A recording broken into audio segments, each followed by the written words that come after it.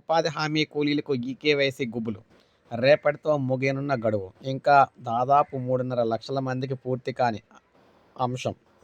ఉపాధి హామీ పథకంలోని కూలీలకు ఈకేవైసీ నమోదుకు కేంద్ర ప్రభుత్వం నిర్దేశించిన గడువు సోమవారంతో ముగియనుండగా రాష్ట్రంలో ఇంకా 3.5 లక్షల మంది కూలీలకు నమోదు చేయాల్సి ఉంది.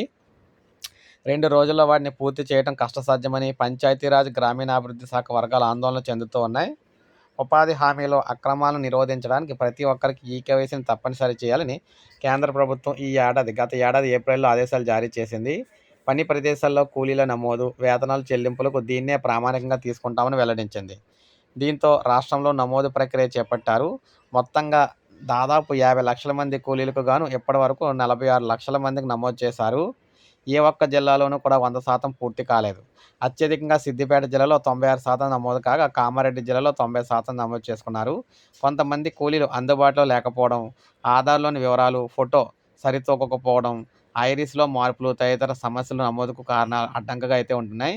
సోమవారం వరకు రాష్ట్ర వ్యాప్తంగా అన్ని గ్రామాల్లో ఈకేవైసీని పూర్తి చేయాలని పంచాయతీరాజ్ శాఖ అన్ని జిల్లాల అధికారులను ఆదేశించింది. సో ఇది అవ్వగానే మనకి ఏదైతే ఉపాధి హామీ పనులైతే జరుగుతున్నాయి కదా, వారికి డబ్బులైతే డైరెక్ట్‌గా నేరుగా ఇబ్బంది లేకుండా, అంటే మధ్యలో వేస్ట్ అవ్వకుండా అయితే వేస్తారు. అలా వేయడం వల్ల కూలీ డబ్బులు కూడా పెరుగుతాయన్నమాట. సో అందువల్ల ఉపాధి హామీ కూలీలు ఎవరు కూడా ఈ అవకాశాన్ని అయితే వదులుకోకండి. ఒక లైక్ చేయండి, సబ్స్క్రైబ్ చేసుకోవద్దు. మన ఛానల్ సబ్స్క్రైబ్ చేసుకోండి.